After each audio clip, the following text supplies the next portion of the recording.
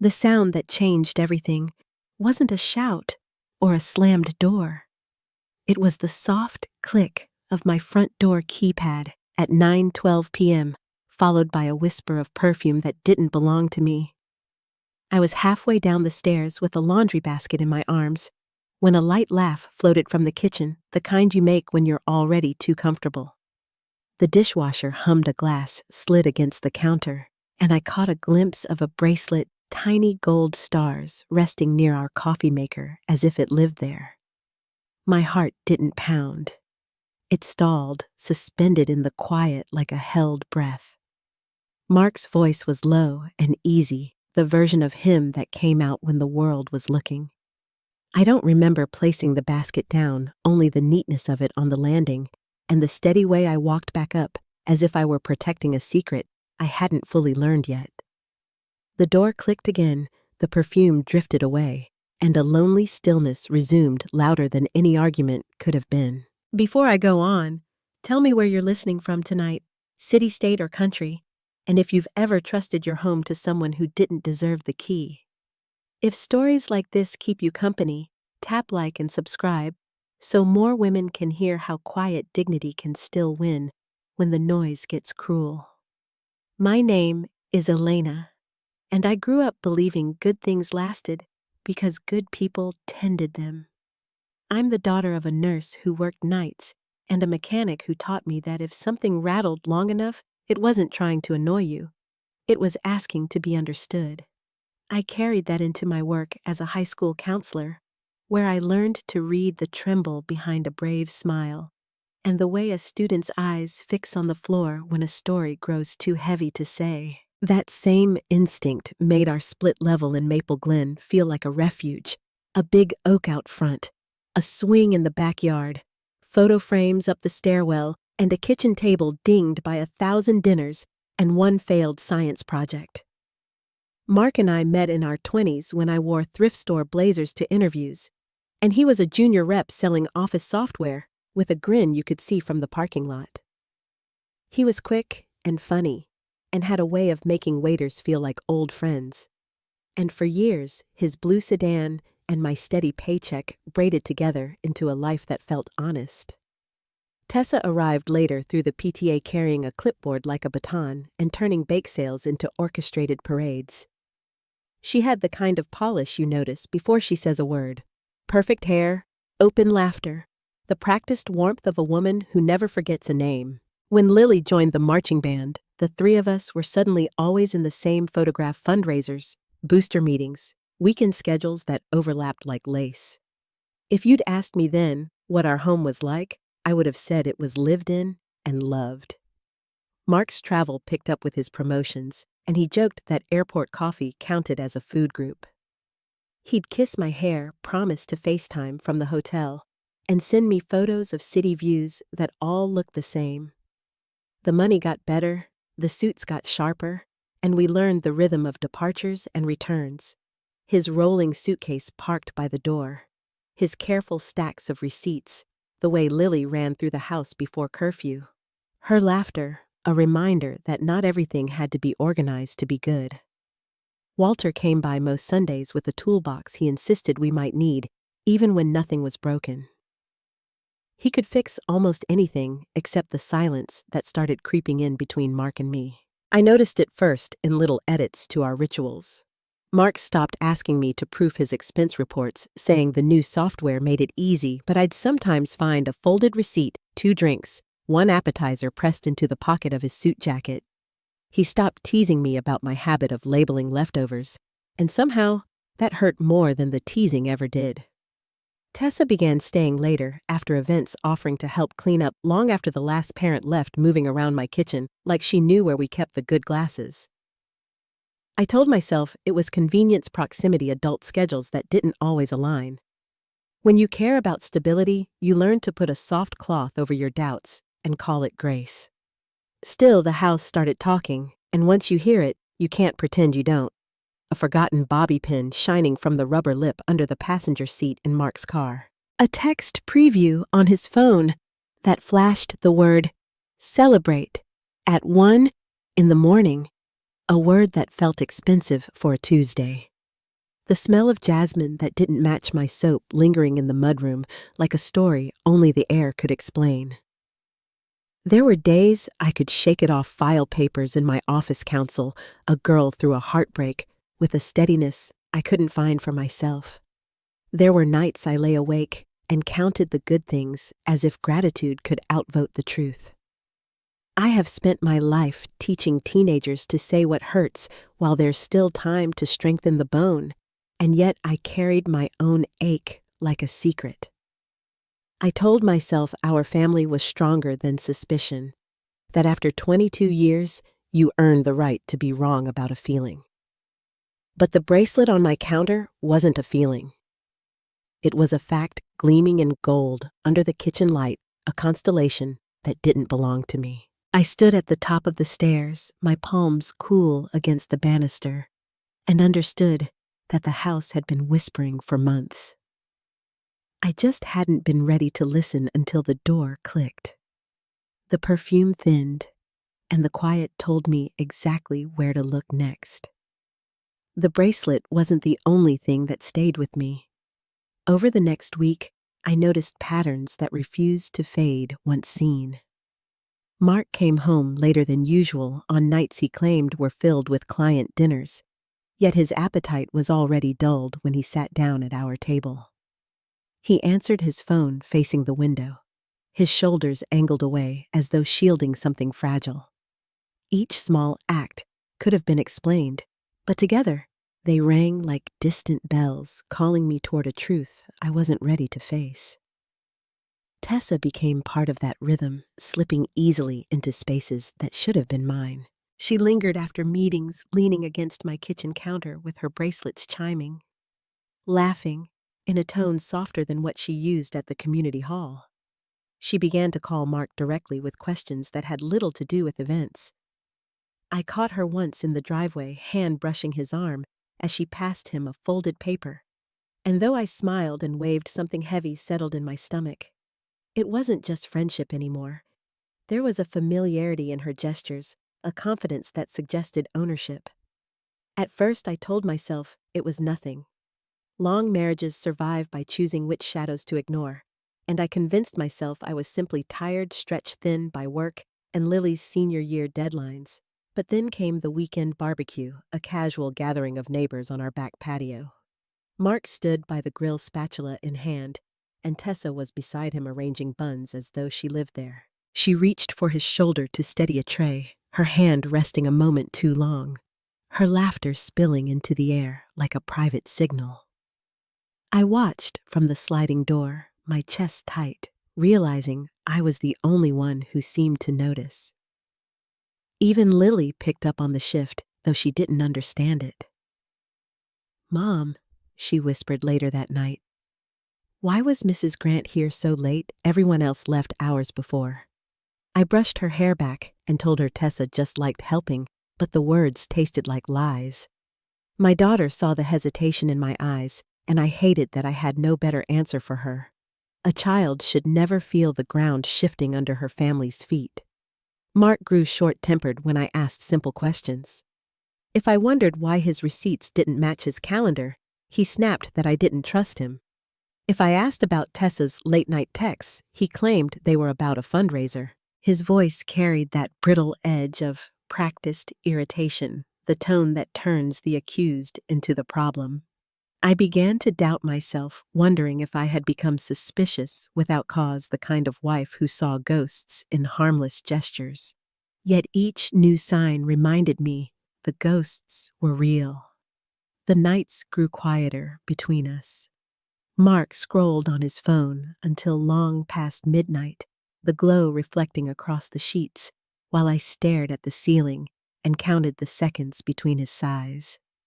He stopped asking me about my day, stopped noticing when I wore a new blouse or left a light on in the kitchen.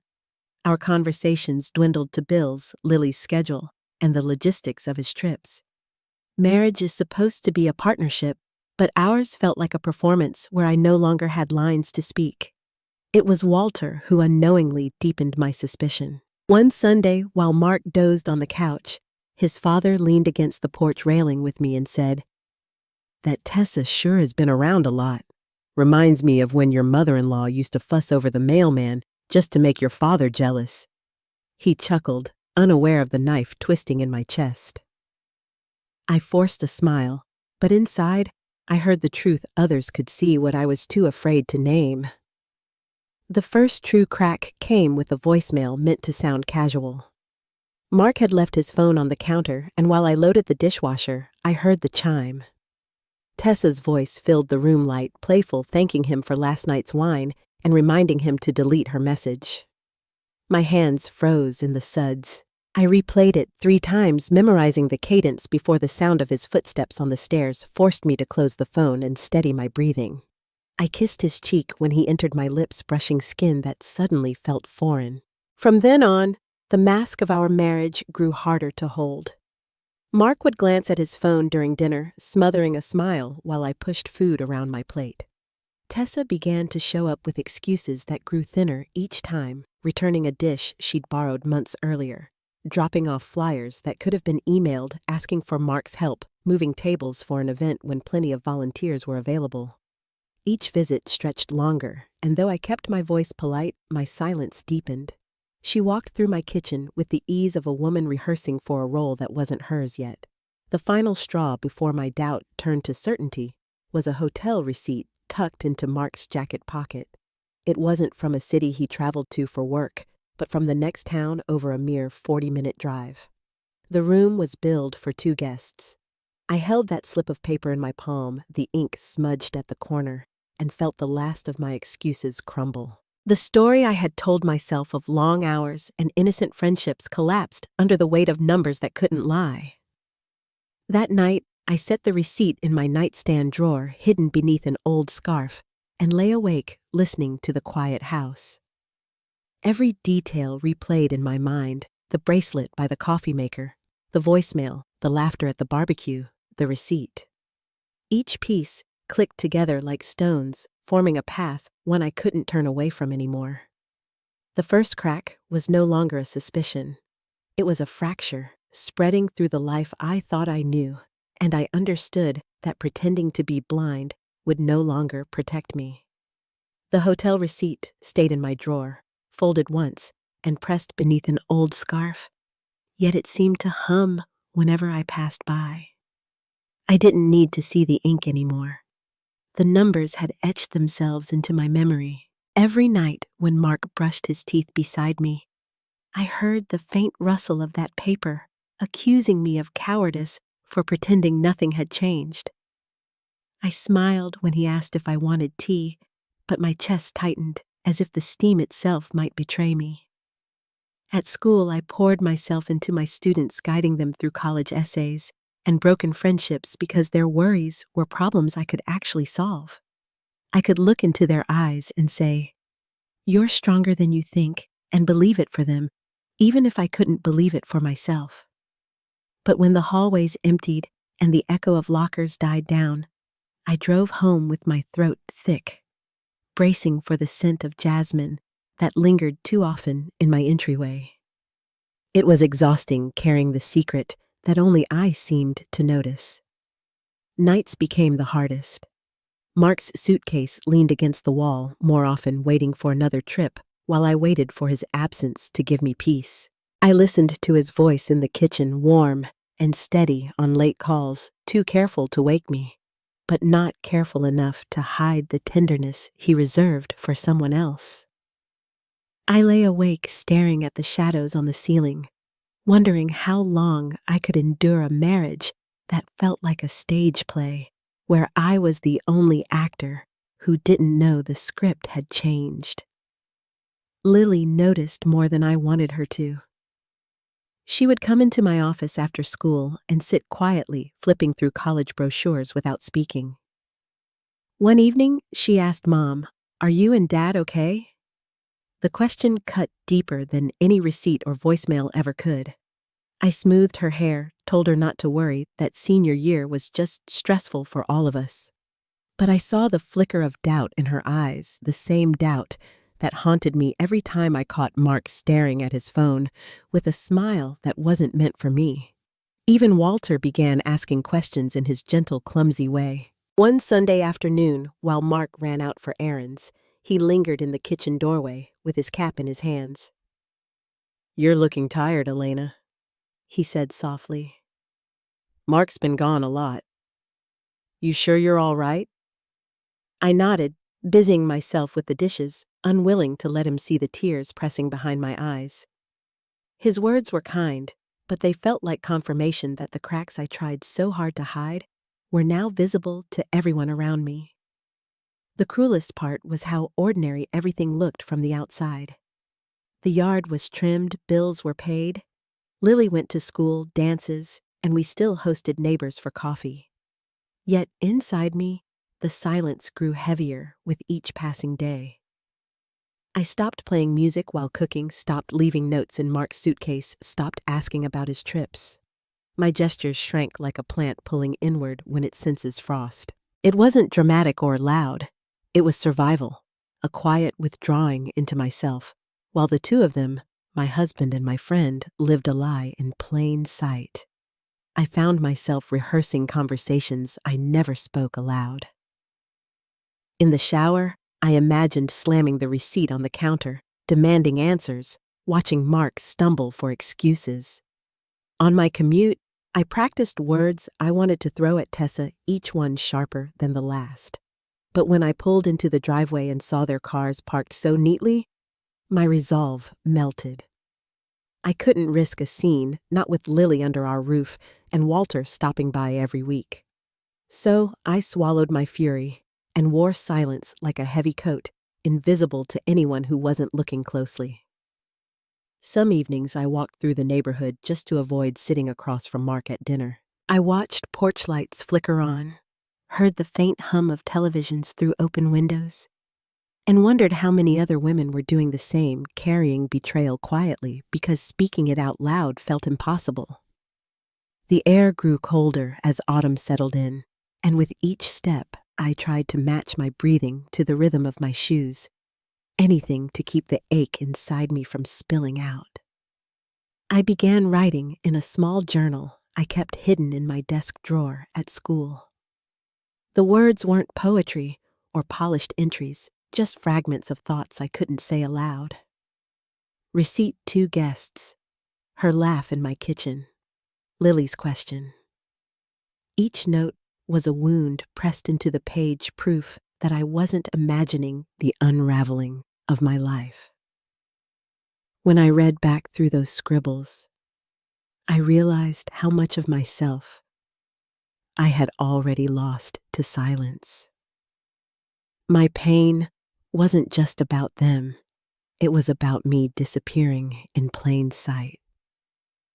The nights stretched longer, and I felt myself breaking in quiet ways. I cried only when the shower drowned out the sound, leaning against the cool tile until my body stilled. I learned to wash my face twice before leaving the house, so my students wouldn't notice the puffiness around my eyes. Even Lily's laughter, once the brightest part of my day, became a reminder of the joy I was losing. I carried all of it alone, each secret too heavy to share. Each day, another performance in a play I hadn't chosen. Still beneath the grief, something small began to stir. It wasn't anger yet, and it wasn't strength, but it was the faint recognition that this silence couldn't last forever. I didn't know when or how, but I knew the weight would eventually force me to move. For now, though, I sat with the pain, holding it close, like an ember, letting it burn quietly inside me as the world around me carried on. The ember inside me smoldered quietly until the day it finally caught fire. It wasn't one grand discovery, not another receipt or careless voicemail. It was the slow accumulation of truths that left me unable to look away anymore. A message previewed on Mark's phone at breakfast, 3 laughing faces, and the word last night too familiar to belong to a colleague. Tessa's car parked near the grocery store on a Thursday evening when I knew she wasn't shopping. A perfume trail in our mudroom so fresh it still lingered when I arrived home. Small things, yes, but when stitched together, they formed a fabric I could no longer smooth down. That morning at school, I sat across from a student who was struggling to speak about her parents' divorce. She twisted her sleeve, eyes downcast, searching for words. "It's like they both pretend," she whispered, "and I'm the only one who knows."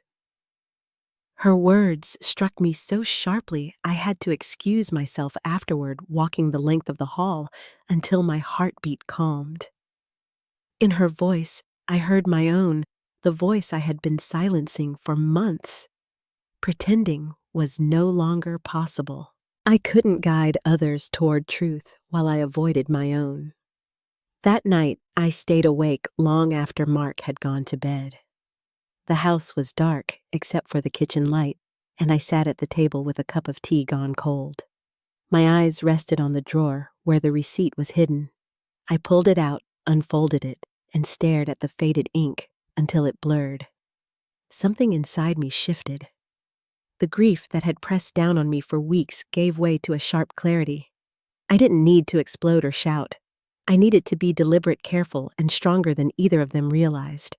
The realization came quietly, but it rooted deeply. I could not live as their shadow any longer. The next days, I moved differently. Mark noticed, but couldn't name it. He asked if I was feeling well, and I answered simply, "I'm fine," though my tone was steady in a way that unsettled him. Tessa came by with a tray of cookies for Lily, smiling too brightly as she stepped into my kitchen. I stood across from her, my arms crossed loosely, and for the first time, I looked directly into her eyes. She faltered for just a second, her laugh a fraction too loud, and I saw that she recognized it too.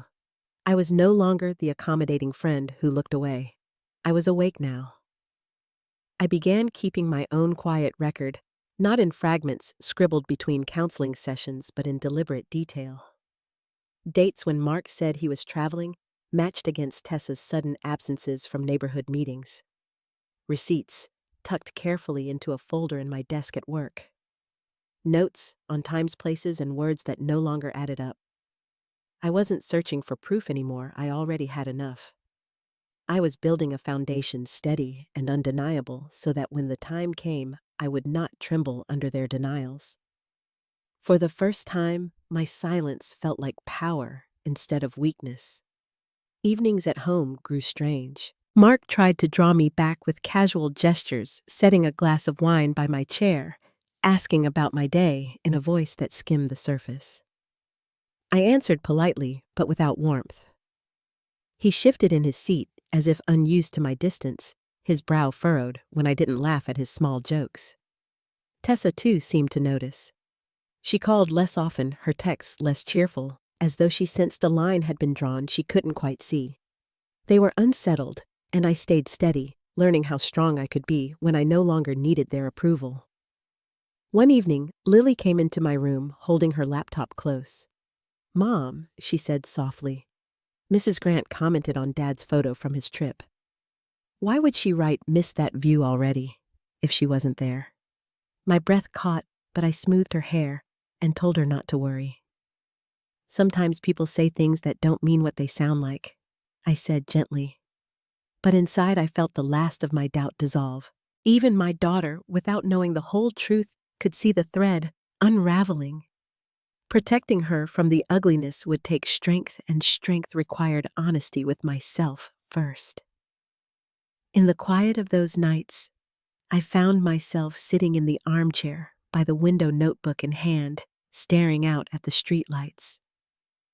I thought about the years I had given to a marriage I believed was built on trust, the weekends spent organizing fundraisers with a friend I thought of as family.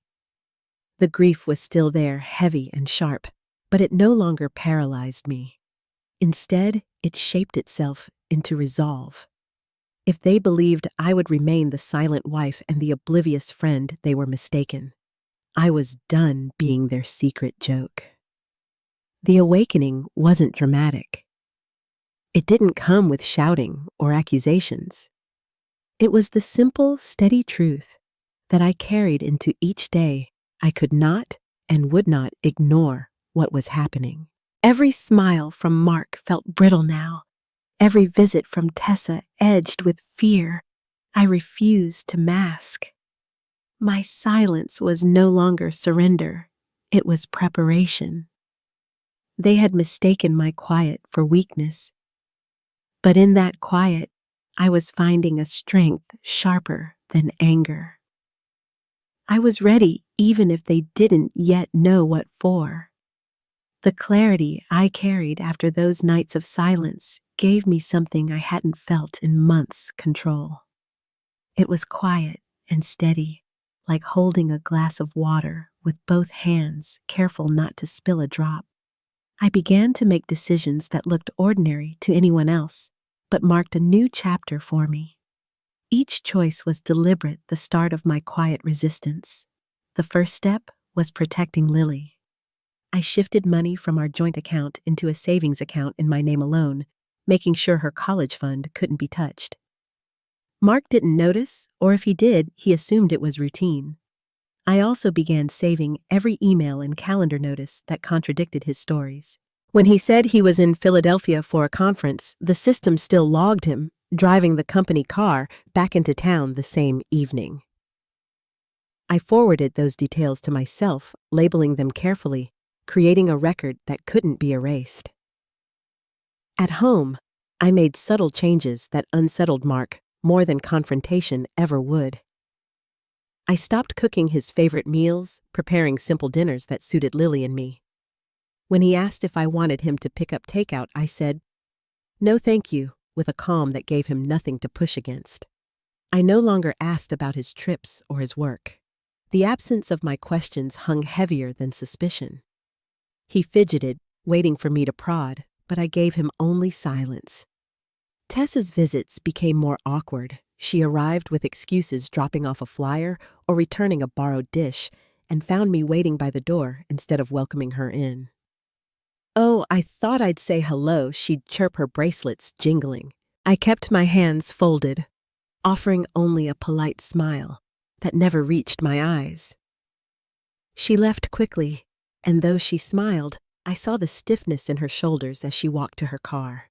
For the first time, she understood I wasn't blind anymore. I also began to pull back socially, stepping out of the spaces where Mark and Tessa expected me to play my role. At the next Booster Club meeting, I declined to host, suggesting another parent's home instead. "I've got too much on my plate," I said simply, and the room shifted as eyes darted toward Tessa, who volunteered with practiced ease. It seemed harmless, but I saw her jaw tighten. She liked the spotlight, but she didn't like inheriting it from me. That small retreat left her holding responsibilities she hadn't anticipated. Walter noticed changes, though he didn't press me. One evening, he stopped by with his toolbox, as always, insisting he needed to fix a loose hinge on the basement door. Afterward, he lingered at the table, sipping the coffee I poured. "You're steady, Elena," he said softly, his eyes searching mine. Steadier than he deserves. I swallowed hard and nodded, offering no explanation. It was the closest anyone came to acknowledging what was happening without naming it outright. His quiet support became another layer of strength I carried inside me. Meanwhile, I built my own foundation outside the house. I reconnected with an old colleague who now worked at a counseling center in the next town. Over coffee, I asked about part-time opportunities and listened carefully as she described a program opening soon. I didn't apply yet, but knowing I had an option reminded me that my life could stretch beyond Mark's shadow. Each conversation, each step, was another brick laid in the path leading me out of the cage they thought they'd built around me. The more I withdrew, the more restless Mark became. He started leaving open his bank apps, sighing at balances, muttering about expenses testing if I'd ask. I didn't. He left his travel brochures on the counter, exaggerated in his talk about Italy, speaking loudly so I'd overhear. I folded the pamphlets neatly and set them aside without comment. My indifference frustrated him more than any argument would have. He began pressing me with small accusations. "You've been distant lately. Is something wrong?" I met his gaze evenly and said, "I'm fine. then walked away. The steadiness in my voice left him unsettled because it offered no foothold for his games. Even Lily noticed the change in me. One evening, she sat beside me on the couch, curling her legs under a blanket. "You're stronger than I thought." "Mom," she whispered. Her words made my chest tighten because she had seen more than I wanted her to. I stroked her hair and told her that sometimes strength isn't loud, it's quiet and patient. She nodded as if she understood, and I realized that even in this storm, I was teaching her something about dignity. The first real act of defiance came with the community fundraiser. Mark expected me to volunteer as I had for years, but I declined without explanation. "You should help Tessa," I said calmly. "She's been eager to lead." His eyes flickered with surprise, then irritation. He pressed, "But you always do it." I simply smiled and replied, "Not this year." That single refusal carried more weight than a dozen arguments. For the first time, I saw the mask slip. He wasn't just surprised, he was threatened by my withdrawal. That night, he tried to charm me back, pouring a glass of wine and sitting close. "You're not yourself lately," he said softly. I met his gaze and answered, "I am myself. Maybe for the first time in a while." He searched my face, but I offered nothing more. The silence stretched until he finally stood and walked away, leaving the wine untouched. My calm had become my shield, and he couldn't pierce it. From then on, I carried myself differently. I no longer felt like the woman shrinking under betrayal. I was steady, deliberate, shaping a quiet strategy that neither of them could see. Each choice, financial, social, emotional, was a stitch in the net I was weaving. They thought they still held the threads of my life, but piece by piece I was reclaiming them. My silence wasn't submission anymore. It was preparation, and every day brought me closer to the moment when their world would break under its own weight. The house felt different once I stopped trying to cover the cracks. My silence had unsettled Mark, but now it began to wear on Tessa too. She called less often, and when she did, her voice carried a tightness as though every word was weighed before she spoke. I knew they were waiting for me to lash out, to make a scene, to hand them an easy excuse for their behavior. Instead, I gave them patience, and that patience became its own form of pressure. The breaking point came at a neighborhood gathering one Friday evening. We were at the Martins' home, their backyard lit by strands of soft bulbs, music drifting low across the patio. Mark stood beside Tessa near the buffet table, their heads leaned too close, their smiles rehearsed. I joined a small circle of parents, keeping my voice light, but my eyes followed them across the lawn. When Tessa reached for his wrist to emphasize some joke, her hand lingered longer than anyone else's would have. A couple of neighbors glanced at one another, their expressions shifting. In that moment, I realized their secret was no longer only mine to carry. The performance had cracks visible to others too. Later that evening, while Mark fetched drinks, one of the mothers leaned toward me. Her voice was careful, almost apologetic. "Elena, are you all right?" she asked softly. I smiled, nodded, and redirected the conversation, but her question confirmed what I already knew. People had noticed. I didn't need to expose them with anger. The truth was beginning to show itself without my help. Still, I wanted clarity, something undeniable, before I made my next move. That chance came a week later. Mark had left his laptop open on the dining table, claiming he needed to shower before a call. I sat nearby sorting Lily's college papers when the screen blinked awake with a new message. It wasn't explicit, just a line from Tessa thanking him for a perfect evening, followed by a heart. My hands remained steady as I clicked the corner of the screen, opening the thread. The words scrolled upward, filled with small intimacies, references to shared meals and stolen moments that stretched back months. There it was, the final piece of evidence I hadn't even needed to seek. They had built their own record of betrayal, and now it sat glowing on my table. I didn't cry, not this time. Instead, I took out my phone and quietly photographed each message one by one, careful not to disturb a thing. When Mark came back into the room, I had already returned to Lily's papers, my face unreadable. He glanced at his laptop, then at me, his eyes narrowing for just a second before he plastered on a smile. I knew then that he sensed something had shifted. The balance of power was no longer his.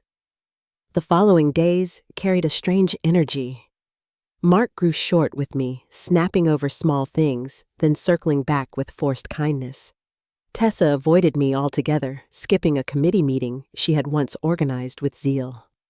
I kept my tone calm, my movements measured, as though nothing had changed. Yet inside, I felt the stillness of a storm just before it breaks. They were unraveling, and all I had to do was let it happen. The confrontation arrived sooner than I expected. It was a Sunday afternoon when Tessa stopped by unannounced, claiming she had a question about the next fundraiser. Lily was at a friend's house, and Walter hadn't come by. Mark hovered in the kitchen, uneasy, while Tessa stood in my doorway, clutching a folder too tightly. "Elena, can we talk?" she asked, her voice too bright.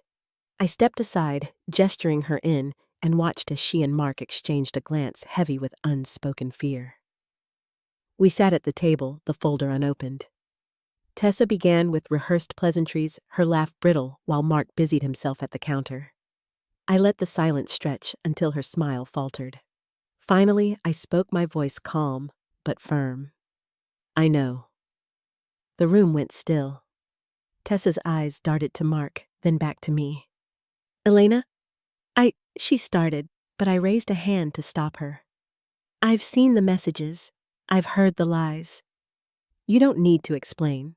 My words were measured, not shouted, but they carried the weight of every sleepless night, every hidden receipt, every whispered suspicion. Mark turned, his face pale. "You went through my things," he snapped, reaching for indignation he didn't feel. I met his gaze steadily. "You left them out," I said simply. "You both did." His mouth opened, then closed. No excuse, forming fast enough to fill the silence. Tessa's composure cracked, first her voice breaking, as she muttered something about a mistake and confusion. I stood gathering Lily's college papers into a neat stack and said, "You can both leave now." The finality in my tone ended the conversation more completely than any shouting match could have. Tessa left first, her heels clicking quickly across the tile, the front door closing too loudly behind her. Mark lingered, his fists clenched at his sides, his chest heaving. "You think you can just push me out?" he demanded. I looked at him, steady as ever. "Not yet," I said quietly. "But soon." He stared at me as though he no longer recognized the woman before him. Perhaps he didn't. I wasn't the Elena who had smiled through doubt and carried betrayal alone. I was someone new, someone prepared to dismantle the lies that bound us. That night, I lay in bed listening to the hollow silence of the house. Mark turned restlessly beside me, his movements sharp, his breathing uneven. I felt no urge to comfort him, no pull toward reconciliation.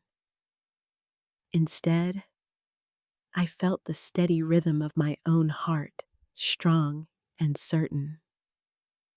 The exposure had begun, and there was no turning back. The storm was no longer gathering. It was here, and they were standing directly in its path. The silence that followed Tessa's hurried exit settled over the house like dust. Mark paced in the kitchen, muttering half-formed excuses while I stacked Lily's papers in careful order. I didn't need to raise my voice. My calm was louder than any anger he expected. When I told him it was only a matter of time before he left, I saw the first flicker of fear cross his face. For once, he didn't know which role to play. The charm, the temper, the wounded victim, none of them fit anymore.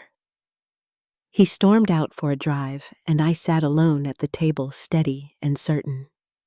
In the days that followed, the unraveling began quickly. Mark tried to act as though nothing had changed, but his effort was clumsy. He filled the air with forced conversation, leaving his phone face down on the counter, as though that might erase the past. When I didn't respond, his tone grew sharp, accusing me of coldness, of tearing apart the family. I answered only with silence, and that silence drove him restless. He started calling Tessa less often, and she began avoiding neighborhood gatherings altogether.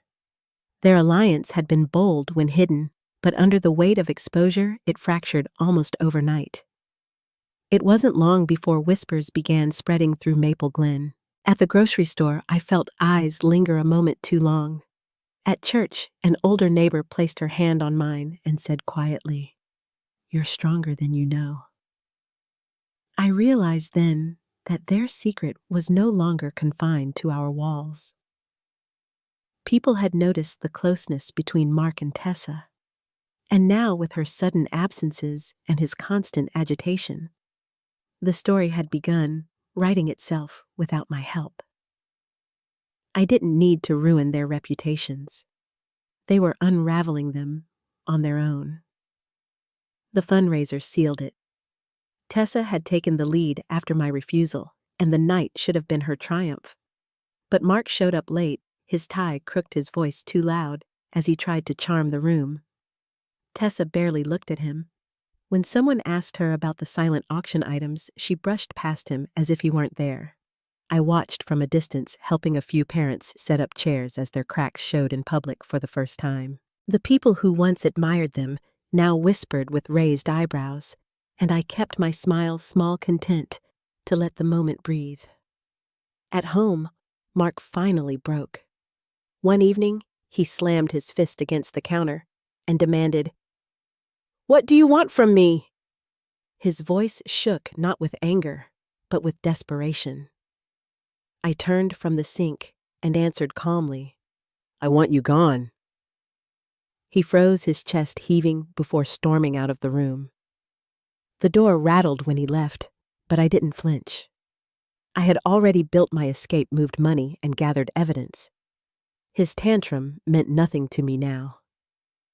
The next morning, I found him sitting at the kitchen table with his head in his hands. He tried a different tactic, his voice soft, pleading. "Elena, I made mistakes, but we can fix this. For Lily." I poured myself coffee, the sound of the liquid filling the mug louder than his words. "You should pack your things," I told him quietly. He stared at me as though I were a stranger, then muttered, "You'll regret this." But his threat carried no weight. I had already chosen my path, and it did not include him. Word reached me through a colleague that Tessa had withdrawn from 2 upcoming events. She claimed to be taking a break, but the truth was evident in her tired face the last time I saw her at the store. She avoided my eyes, her cart nearly empty, her smile a ghost of what it used to be. The woman who once strutted through our neighborhood with confidence now looked over her shoulder, afraid of shadows she had cast herself. Her world was collapsing, and I didn't have to lift a finger. Walter came by one Sunday with his toolbox as usual, though nothing needed fixing. He sat at the table with me, his hands folded, his eyes heavy with sadness. "He's my son," he said quietly, "but I see what he's done. I'm sorry, Elena." I nodded, grateful for his honesty, though the words carried a sorrow we both felt. Walter loved his son, but he didn't defend the indefensible. His quiet support gave me the last confirmation I needed. I wasn't alone in this. By the end of that week, Mark's bags were stacked by the front door. He muttered under his breath as he carried them out. His pride wounded, his shoulders slumped. Lily stayed in her room, the sound of her music drifting down the stairs, a shield against the chaos. When the door closed behind him, I exhaled a breath I hadn't realized I'd been holding. The house felt lighter, as though the walls themselves had been waiting for this moment. In the weeks that followed, the fallout spread quickly. Neighbors whispered, committees reorganized without Tessa and Mark's absence at family gatherings became the unspoken subject everyone danced around. I returned to my routine's work, Lily's school evenings in the armchair by the window, but each moment carried a new stillness. Their schemes had collapsed, their reputations shaken, and I hadn't needed to raise my voice once. Justice had found them not with fire, but with silence and truth. The house grew quieter once Mark's footsteps no longer echoed through the halls. The air felt different, lighter somehow, as if the walls themselves had been holding their breath until he carried his bags out for the last time. I remember standing by the window that night watching the taillights fade down the street and realizing I wasn't waiting for him to return anymore. The silence he left behind wasn't heavy. It was freedom. Lily adjusted quickly, more quickly than I expected. She filled the kitchen with music while finishing her college essays, her laughter threading through the rooms that had been tense for too long. One evening, she hugged me tightly and whispered, "It feels better now." I held her close, knowing she was right. She didn't need to hear the details, just to feel the steadiness I had reclaimed for both of us. As for Tessa, she drifted further into the background. She stopped showing up at community meetings, her name mentioned only in murmurs when neighbors spoke of who had fallen from grace. The confidence she once wore like a crown slipped away, leaving her a figure on the sidelines. I didn't need to confront her again. The life she tried to build in shadows had collapsed in daylight, and that was punishment enough. Walter's presence became a comfort. He still came by with his toolbox, though he rarely used it. Instead, we'd share coffee at the kitchen table, speaking in the easy rhythm of two people who had weathered a storm and didn't need many words. One afternoon, he said softly, "You didn't let them break you." I met his eyes, grateful for the recognition, and realized he had seen more than I ever admitted aloud. At work, I found myself standing taller. My students sensed the difference, even if they couldn't name it. I was more present with them, more willing to remind them that they had choices, that they deserved to be treated with care. In guiding them, I felt myself healing too. I no longer carried betrayal like a weight pressing down. I carried resilience like a quiet flame that lit the way forward. Some evenings, I still sat in the armchair by the window, a cup of tea warming my hands. The ache of those lost years would sometimes surface, not for Mark or Tessa, but for the trust I had given so freely. Yet with every sip, I reminded myself that mourning what was false is part of making space for what is true. The future waiting ahead of me no longer felt fragile. It felt earned. Justice, I learned, does not always arrive with noise. Sometimes it comes softly, like dawn breaking after the longest night. Mark and Tessa unraveled because of their own choices. I simply stopped holding their secrets together. By refusing to shout, by choosing silence and dignity, I gave them the chance to expose themselves. And in the end, that truth was louder than anything I could have said. I've come to understand that strength doesn't always look like confrontation. Sometimes it is the quiet decision to step aside, to reclaim your peace, and to trust that betrayal cannot stand forever in the light. I found dignity not in revenge, but in patience, in choosing my future over their ruin. And that, more than anything, is what set me free. Before we close, I'd love to know, have you ever found strength in staying silent until the truth revealed itself? Share your thoughts in the comments, and if you'd like to hear more true family stories, stay connected here.